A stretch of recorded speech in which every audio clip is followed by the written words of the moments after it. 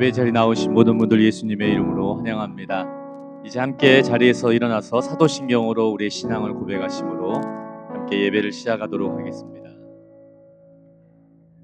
나는 전능하신 아버지 하나님 천지의 창조주를 믿습니다.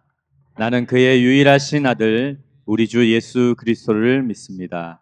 그는 성령으로 잉태되어 동정녀 마리아에게서 나시고 본디오 빌라도에게 고난을 받아 십자가에 못 박혀 죽으시고 장사된 지 사흘 만에 죽은 자 가운데서 다시 살아나셨으며 하늘에 오르시어 전능하신 아버지 하나님 우편에 앉아 계시다가 거기로부터 살아있는 자와 죽은 자를 심판하러 오십니다.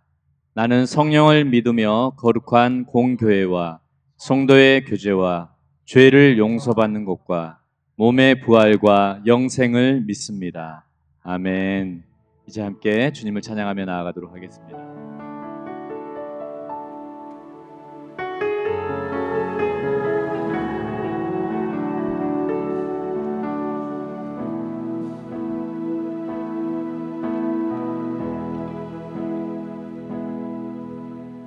예수 나의 좋은 치료자 그의 눈이 머무는 곳은 나의 슬픔과 고통 고개를 들어 그의 눈을 볼 때에 난 알았네 예수 나의 좋은 치료자 예수 나의 좋은 치료자 그의 손길이 닿는 곳은 나의 상처와 아픔 영원히 흐를 것 같았던 눈물 다 멎었네 예수 나의 치료자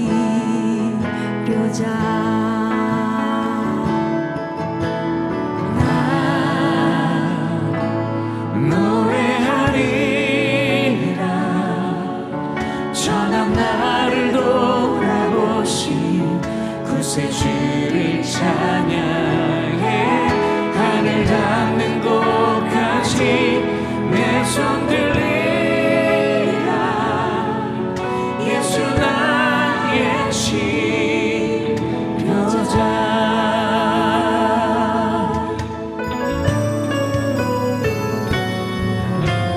예수 나의 좋은 치료자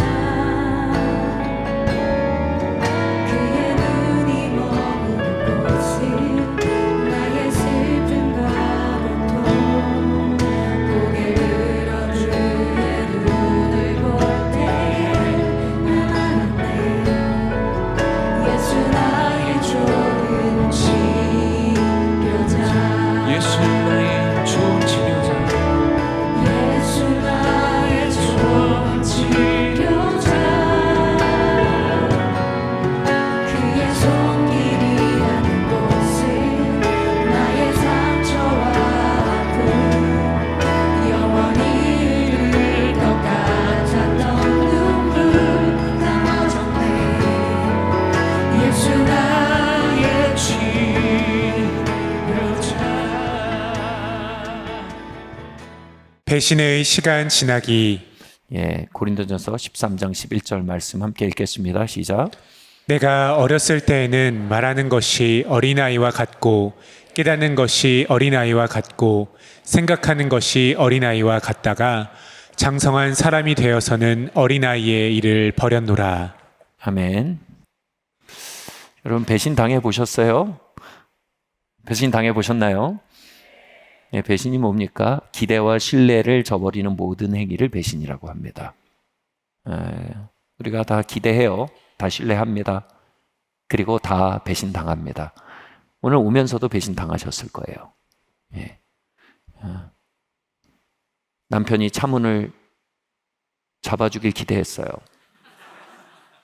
앞에 가는 사람이 문을 열고 잡아주길 기대했어요.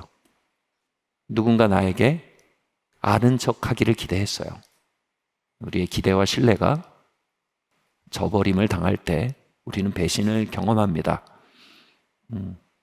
이 배신은요, 굉장히 중요한 삶의 초청입니다.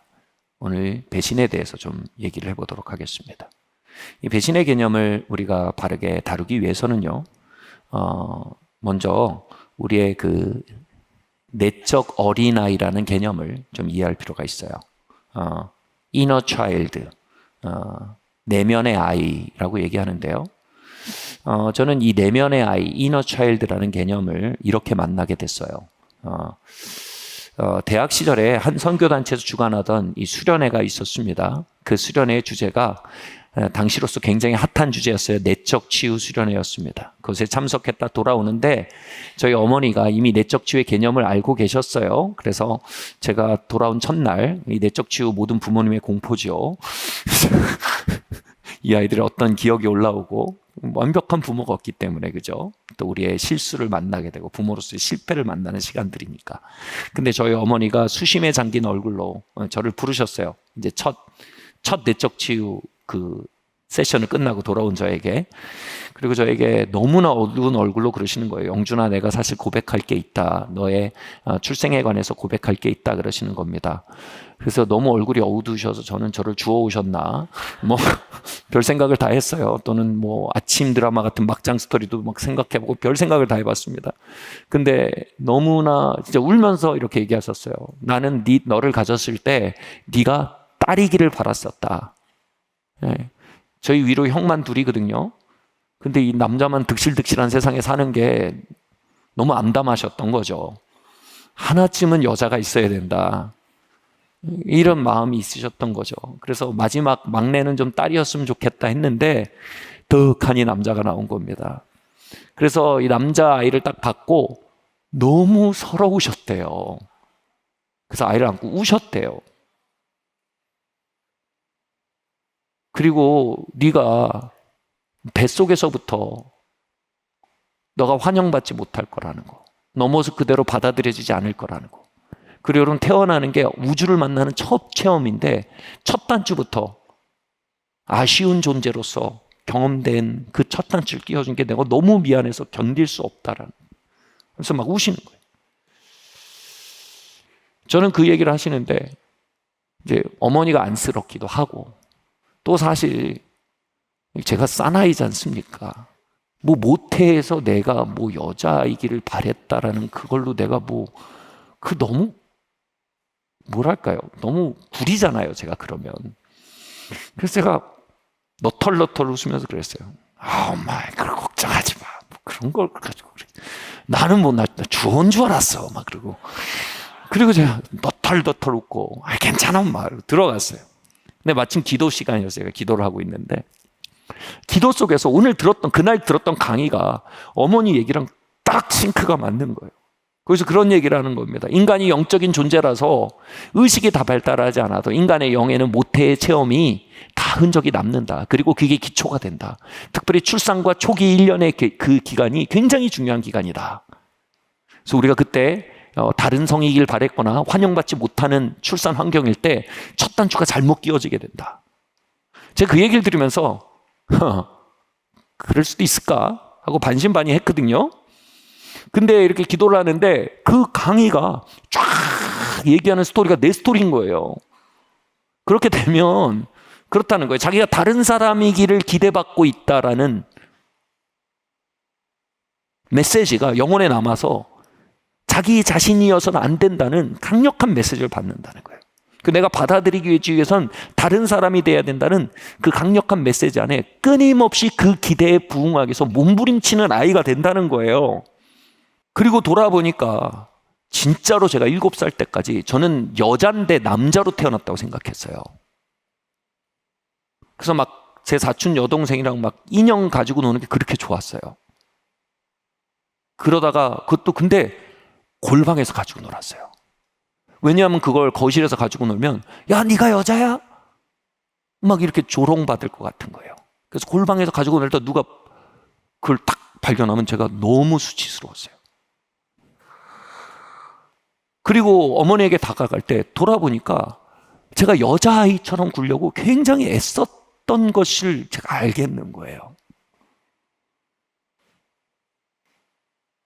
그래서 어쩌면 그 오늘 강의의 이론이 내 해당 사항이 되겠는데 라는 생각이 드는 거예요. 그래서 점검차 이렇게 기도했어요. 성령 하나님, 저의 영세에서, 저의 뱃속에서 영세, 그 초기 1년의 경험이 저에게 중요한 흔적을 남겼다면 성령님 이 마음을 만져주세요 라고 기도를 했어요. 근데 갑자기 낯선 감정들이 수면 위로 막 올라오는 거예요. 그 수치감, 당혹감, 나 자신을 받아들여질 수 없다는 그 긴장감, 두려움, 그로 인해 애쓰는 삶, 그 피로감이 인식 위로 처음으로 빡 올라온 거예요. 이 인식 위로 이게 올라오는데 눈물이 갑자기 제가 엄마 괜찮아 하고 말한 지가 5분째인데 5분 뒤에 갑자기 워 하고 우는 거예요. 제가 방에서. 너무 무서웠어요. 그래서 제가 어떻게 했냐면 그 뚜껑을 덮어버렸어요. 판도라의 상자를 연 거예요. 그래서 그 뚜껑을 덮어버리고 기도를 마무리 지어버렸어요. 그렇게 저의 영적 성장은 몇 년 동안 스톱돼 버렸어요. 후에 영성신학을 공부하면서 우리 안에 inner child, 내재아가 있다는 사실을 알게 됐어요. 여러분, 나무가 한 해 한 해 자라면서 한 해 나이테가 하나씩 생기잖아요. 그 단면을 자르면 나이테가 다 있죠. 우리는 겉면에 나무가 오지만 그 나무의 내용은 뭐예요? 그 한 해 한 해의 성장의 이야기가 나무에 고스란히 내용이 되어 있습니다. 나무의 첫 해는 과거가 아니에요. 나무의 첫 해는 나무의 중심이에요. 현재의 중심이란 말이에요. 코어란 말이에요. 여러분, 영이란 말이 뭐예요? 영은 존재의 코어를 말합니다. 그러니까 제 존재의 코어 자체가 그렇게 형성이 된 거예요. 그래서 마치 우리 안에 수많은 이야기들이 들어있고 또 들어있고 또 들어있고 나무태처럼 중첩되어서 코어가 있는 거예요. 그러니까 이 내재아가 있다는 거예요, 우리 안에. 그럼 영적 성장은 뭐냐? 이 내재아에 중첩된 이야기들을 새로 써야 된다는 거예요. 도덕은 뭡니까? 이 아이를 잘 살도록 훈련시키는 겁니다. 껍데기를. 훈련은 새 파트를 시키는 거예요. 새 파트는 변화되잖아요. 훈련되죠. 하나님은 우리를 변화시키세요. 하나님 우리를 조련시키지 않으세요. 그래서 하나님은 우리의 존재의 중심으로 돌격해 들어가세요. 우리의 뚜껑을 여시고요. 우리의 오늘 왜 그렇게 살아가는지를 변화시키기에 우리의 삶의 내용들, 그 나무태 하나하나를 만나 가신단 말이에요. 근데 저는 그게 저의 껍데기를 사는 저의 평온한 세계를 위협하는 스토리가 나오니까 닫아버린 거예요. 이해하고 계시죠? 무슨 얘기인지. 그래서 이게 내재아, inner child라는 이론이 나온 거예요. 특별히 우리의 내재아, inner child, 우리가 그 시간 동안 무조건적인 사랑을 경험하고 그 무조건적인 사랑을 흘려보내며 살기 원하도록 지어진 하나님의 피조물로서의 아이가, inner child가 그것에 달하지 못하는 경험을 하거나 그것에 반하는 경험을 할 때 이 아이는 결핍과 상처를 갖게 되며 이 아이는 오늘 나의 삶에 강력한 영향력을 발휘하는 코어가 된다는 거예요.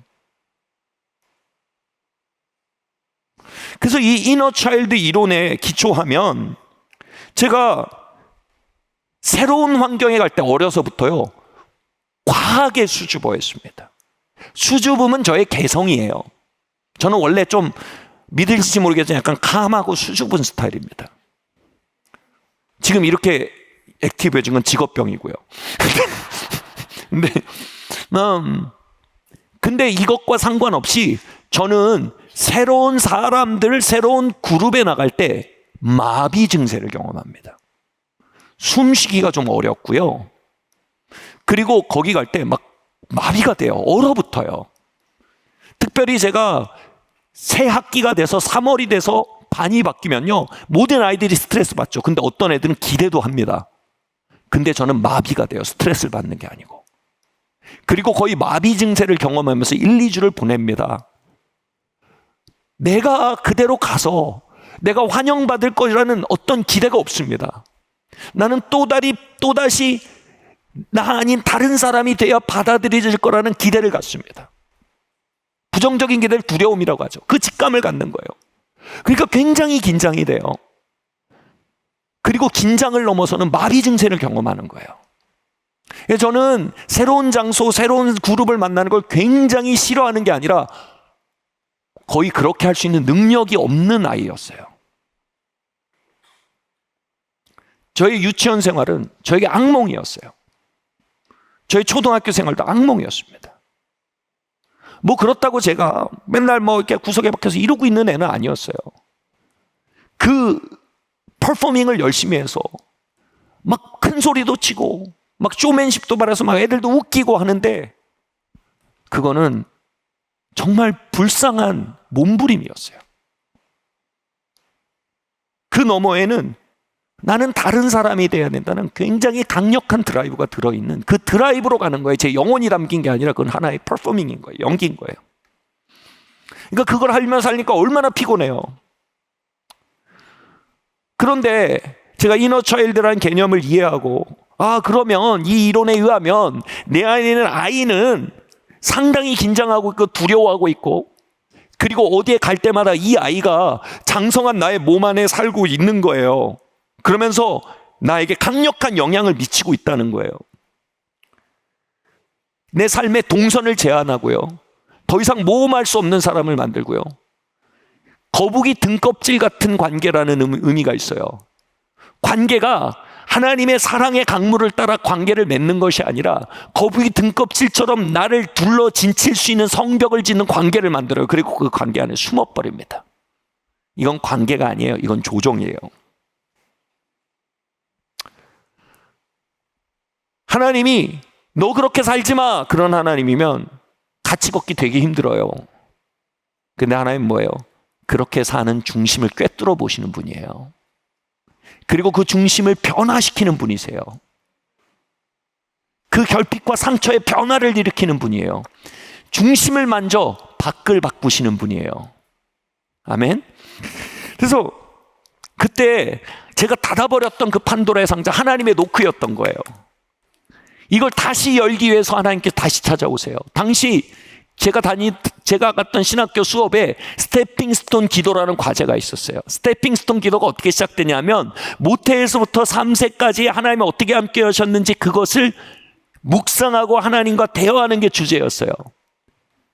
영세, 모태의 기도를 하는데 제가 거부감이 들더라고요. 제가 제 영혼이 아는 거죠. 이 뚜껑을 닫아버린 그 상자임을 아는 거예요. 이걸 열면 뭐가 나오는지 제 영혼이 아는 거예요. 제 머리는 몰라도. 근데 제가 교회당 지하에서 이 영세를 놓고 기도해야 되는 이 황당한 숙제를 하려고 앉아 있는데 갑자기 시편 말씀에 그 말씀이 딱 부딪혀 오는 거예요. 주께서 내가 모태에 있을 때 함께 하셨나이다. 이 말씀이 딱 오는 거예요. 그리고 그 말씀이 저의 강력한 방어막을 뚫고 수술칼처럼 비추기 시작하는데 점점 제 모습이 정말 저도 몰랐어요. 저도 모르게 발을 앞 의자에 2개를 다 올려놓고 이렇게 꼬부려서 기도를 하기 시작하는 거예요. 제 모습이 그냥 엄마 뱃속에 있는 태아랑 똑같아졌어요. 저도 나중에 알았어요. 이렇게 기도를 하는 거예요. 그러면서 점점 모태에 있는 아이의 그 정서가 느껴지는 거예요. 이건 제가 상상한 게 아니에요. 제 존재의 중심에 접근한 거예요.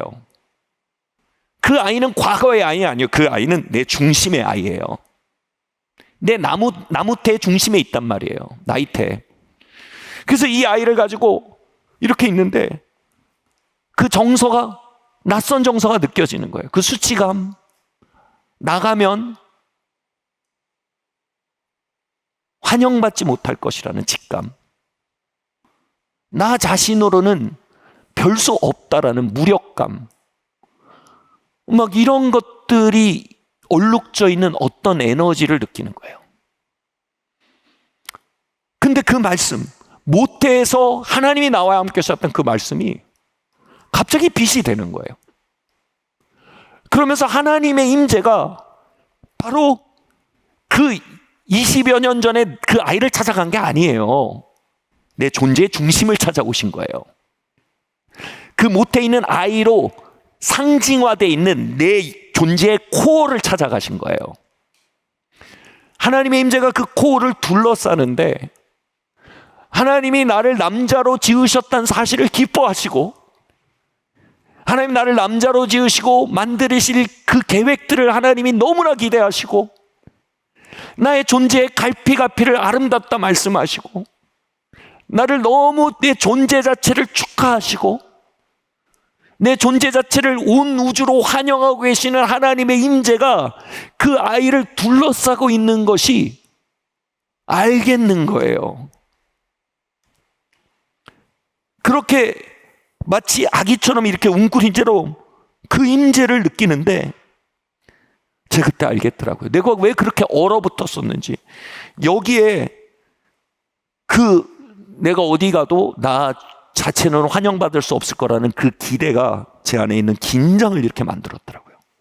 얼음처럼 얼어 있는 거예요, 여기가. 나를 얼어붙게 한 거예요. 근데 그 임재가 그 얼음을 녹이기 시작하는 겁니다.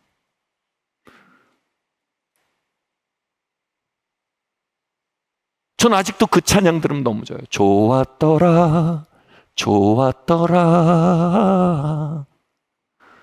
하나님 창조하신 그걸 가사로 만든 거거든요. 그 좋았더라 하는 그게 이걸 녹이는 거예요. 이 내 코어가 아는 거예요. 어쩌면 내 있는 그대로 나가면 우주가 나를 반기겠구나.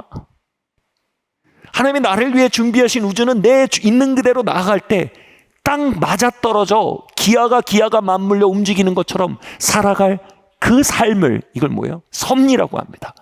하나님이 나를 향한 섭리를 준비하셨구나. 그리고 그 섭리에 딱 맞는 마지막 피스가 바로 내 있는 그대로의 존재 중심이구나. 와, 우주가 나를 응원한다. 그렇게 그 시간이 너무 소중해서 손가락 하나라도 움직이면 그게 떨어질까봐 제가 가만히 있었어요. 마치 엄마 젖을 빨고 가만히 있는 아이처럼요. 가만히 있었어요.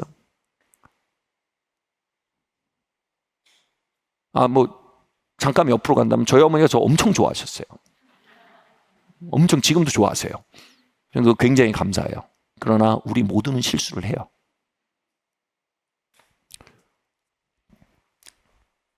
그리고 그 일을 경험하고 나서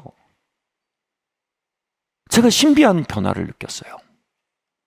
새로운 그룹을 만나는 게 모험처럼 느껴지는 거예요. 긴장이 돼요. 근데 기대가 공존해요.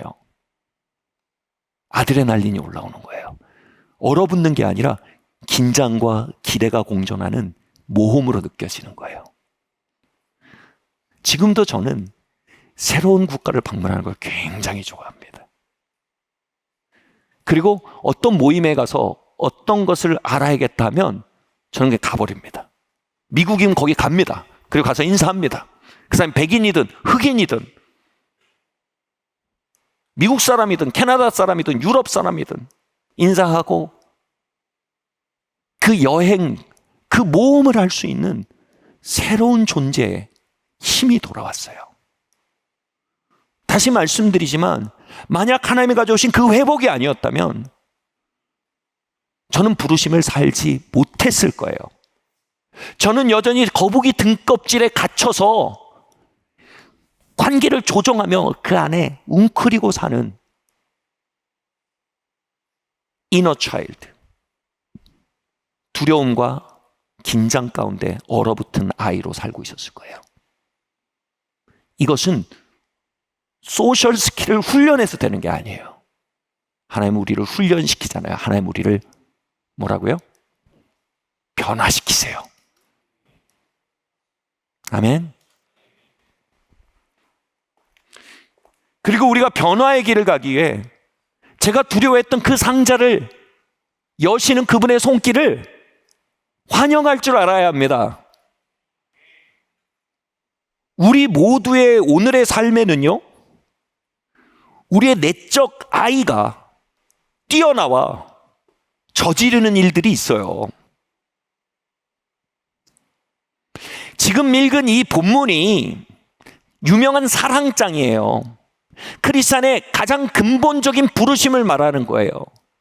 저의 부르심은 목사가 되는 게 아니에요. 여러분의 부르심은 사업가가 되는 게 아니에요. 여러분의 부르심은 교사가 되는 게 아니에요. 우리의 부름은 사랑의 삶을 사는 거예요. 일반 부르심이 먼저고 특수 부르심은 따라오는 거예요. 그건 뭐냐면 하나님 아버지의 사랑을 흠뻑 받아서 그 사랑을 흘려보내는 것 자체가 우리의 일반 부르심이에요. 다시 말해 은혜 받아서 은혜 끼치는 삶이요. 아멘. 그 기본적인 사이클을 살면요 특수 부르심은 꼽히게 돼 있어요. 여러분, 은혜 받아서 은혜 끼치는 교사요, 은혜 받아서 은혜 끼치는 목사요, 은혜 받아서 은혜 끼치는 남편이요, 아내요, 그건 어디 가든 생명과 치유를 가져옵니다. 아멘. 특수 부르심은요 풀립니다. 일반 부르심이, 보편 부르심이 잘 이루어지면요. 근데 이 일반 부르심, 우리 모두의 부르심을 막는 가장 중요한 키워드를 사도 바울이 뭐라고 합니까? 어린아이의 일이래요. 우리 안에는 어린아이가 일한대요.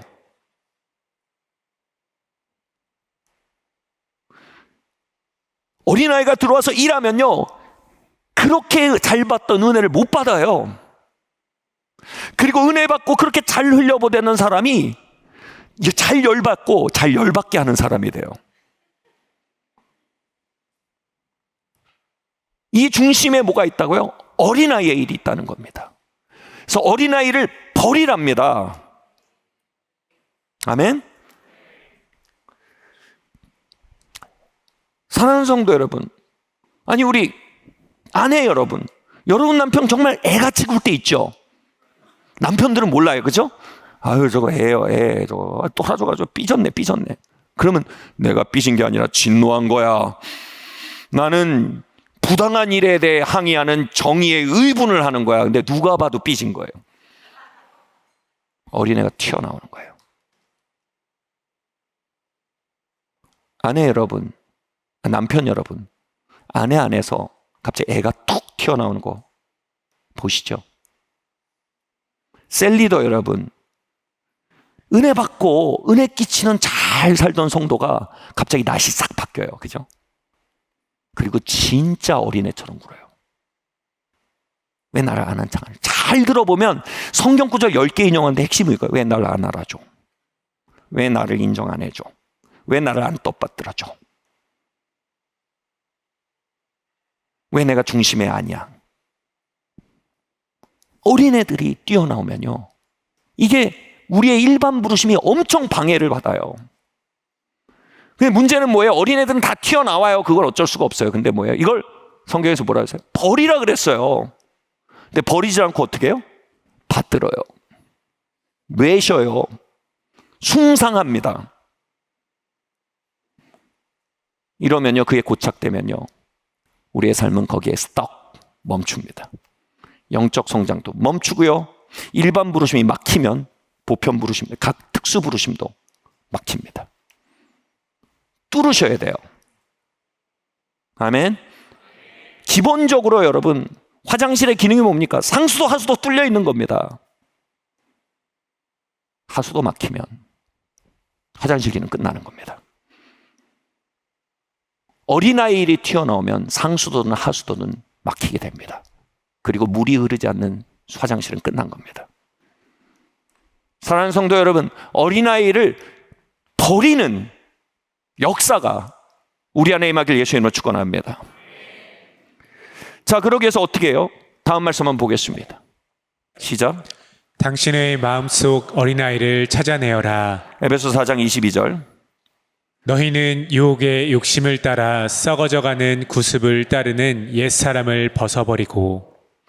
우리의 어린아이가 막 툭 튀어나와서 7살짜리가 뛰어나서 막 행패를 부리고 8살짜리가 뛰어나서 행패를 부리고 막 이럴 때 우리가 어린아이의 일을 버릴 수 있는 가장 좋은 방법은 뭐냐면, 여러분 버리려면 어떻게 해야 돼요? 버리려면 찾아야 돼요. 찾아야 버리죠. 내 안에 어린아이를 찾아야 돼요. 그냥 내다 버리죠. 그래서 찾지 못하게 하는 가장 최악의 방법은 억누르고 부정하는 겁니다. 지금 그 최악의 길을 걸으시는 방법이 뭐예요? 아, 이건 내 얘기 아니야. 이런 최악의 선택을 하시는 거예요. 우리 모두의 이야기예요. 이렇게 배제하잖아요. 우리 어린아이가 증상을 보이는데 우린 증상을 보지 어린아이를 보진 않아요. 그럼 그 증상 너머에 있는 어린아이를 찾아야 되는데 이걸 찾아내질 않으면 뭐예요? 그리고 부정해버리잖아요. 실수야, 실수. 이래버리잖아요. 이렇게 되면 어떻게 해요? 얘가 배제되고 나면 영적으로 하면 얘가 마귀랑 결탁을 잘해요. 여러분, 우리 안에 있는 내재아는요, 우리 아내도 보고 남편도 보고 셀리도도 보고 세론도 보고 다 봐요. 그리고 마귀도 봐요. 나만 안 봐요. 그럼 마귀는요, 우리의 결연한 의지랑 결탁을 안 해요. 우리의 내재아랑 결탁을 합니다. 제가 아까 가졌던 그 문제가 저에게 일으킨 게 뭐겠어요? 고립이에요, 고립. 아주 고질적인 고립이에요. 이 고질적인 고립된 어린아이가 툭 튀어나오잖아요. 그러면 이게 고립돼 있잖아요. 그리고 항상 퍼포밍하다 지쳐 있잖아요. 이 친구에게 딱 그 내재아가 딱 있을 때 이 친구한테 말을 딱 거는 게 뭐냐면 정욕이에요, 정욕. 정욕에서 말을 걸면 거의 불가항력이에요. 정욕이 가져오는 순간적인 이완, 정욕이 가져오는 친밀함에 대한 거짓 판타지, 이 고립의 상태의 아이에겐 정욕에 대해서 완전히 불가항력이에요. 저는 오랫동안 정욕이 제 문제라고 생각했어요. 근데 그건 열매였어요. 뿌리는 고립이었어요. 이 고립된 내재아가 다뤄지니까 정욕의 유혹이 아니더라고요. 정욕이 와서 말하는데 이 내재아가 더 이상 고립돼 있지 않으니까 뭐라는 거예요, 지금 나한테? 나보고 그 똥덩어리 먹으라고? 나한테 그 불량식품을 먹으라고? 좋은 음식 많이 먹은 사람은 절대 더러운 음식에 눈도 안 가요. 뭐라고 얘기합니까? 유혹의 욕심을 따라 썩어져가는 구습이래요. 그 중심에 옛사람이 있대요. 우리 옛날부터 누적된 사람, 이너맨, 여기서 말하면 영임, 우리 속 세 사람 말하는 게 아니에요. 우리 안에 축적된 속의 사람들, 내재아들, 이 내재아가 가지는 구습, 어린애 같은 짓이요. 어린애같이 막 역사할 때 그때 유혹이 오면요, 와, 불가항력이 되곤 한다는 거예요. 막 불만이 가득한 어린애가 막 퉁퉁 불어서 막 돌아다녀. 여러분 아세요, 이런 거? 딱 그 삐져있는 심술난 어린애, 심술난 어린이가 막 돌아다녀. 몸은 어른인데 심술난 어린이가 막 돌아다녀. 그럴 때 폭력에서 툭 찔러요. 야, 엎어. 그럼 이 심술난 어린애한테는 자신의 심술을 부릴 수 있는 최고의 커뮤니케이션이에요. 최고의 언어예요. 엎어버려요. 그리고 말해요. 내가 왜 그랬지? 엎어가지고 다 상처받았어. 내가 왜 그랬지? 내가 왜 자꾸 그러지? 문제는 뭐예요? 계속 심술이 잘 난다는 데 있어요. 이 아이가 다뤄줘야 돼요. 제 말 뭔지 이해하시죠? 여러분, 우리의 삶의 성화의 핵심은요, 그냥 무조건 안 하는 게 아니에요. 성화의 핵심은요, 내 존재의 중심을 다루시는 하나님의 터치를 환영하는 거예요. 아멘? 자, 그래서 제 안에 그 내재아가 다루어지는 하나님의 은총을 경험하고, 할렐루야, 그 은총을 경험하고 제 안에 이전에 없던 절제력과 이전에 없던 용기와 이전에 없던 사람들과 연결될 수 있는 능력이 돌아오는 것을 경험하며, 아, 이게 변화의 길이구나 라는 것을 깨닫게 되었습니다. 여러분, 이 변화의 길을 가기 위해 우리는 우리의 내적 아이들의 현실을 반드시 찾아내고 발견하셔야 됩니다. 우리 그 판도라의 상자를 좀 열어봅시다. 같이 말까? 하나님 아버지, 내 안의 이야기들을 열어젖혀 주십시오. 더 이상 피상적인 삶에서 방황하고 싶지 않습니다. 삶의 본질로, 중심으로 들어가고 싶습니다. 아멘. 자, 그러기 위해서요, 다음 주제로 한번 넘어갈까요? 함께 읽겠습니다. 시작. 자존심을 내려놓아라. 마태복음 18장 3절 함께 읽겠습니다. 시작. 이르시되 진실로 너희에게 이르노니 너희가 돌이켜 어린아이들과 같이 되지 아니하면 결단코 천국에 들어가지 못하리라. 예, 자존심을 내려놓아라. 여러분, 변화의 길에서 자존심은 왼수입니다. 저에게 하나님 아버지의 마음을 깨닫고 경험하게 하는 아주 중요한 스승님 중에 한 분이 바로 제임스 조던이란 분이에요. 한번 교회 오셨고 또 이제 오신다고 합니다. 근데 이분이 이야기가 저에겐 굉장히 좋은 등대가 되었는데, 이분이 자라면서 아버지에게 너무 많이 실망을 했어요. 아이는 뭐예요? 항상 무조건적인 사랑을 기대하고 그 사랑으로 채워져서 사랑하고 싶어 하는 게 본능이에요. 그렇게 피조되었어요. 근데 아버지는 그 사랑을 줄 수 있는 능력이 없는 분이었어요. 그러니까 이분이 애정을 기대하는데 오는 건 냉랭함이에요. 인정을 기대하는데 돌아오는 건 비판이에요. 용납을 기대하는데 돌아오는 건 밀어냄이에요. 거절이에요. 10몇 살까지 계속 아빠 하면서 했는데 거기서 돌아온 건 뭐예요? 고통뿐인 거예요. 그게 어떻게 했을까요? 이분이 이렇게 했어요. 나 이제 이거 안 해. 마음을 열고 사랑과 교통하는 건, 이건 뭐랄까요? 구차한 거야. 너무 구차스러워.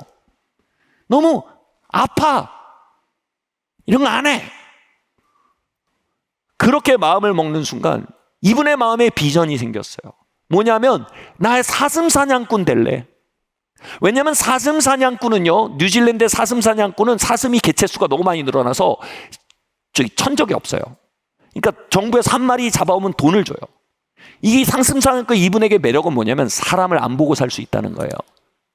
산에 들어가서 30일이고 60일이고 사슴만 잡아가지고 끌고 와서 하면 그냥 그걸로 사는 거예요.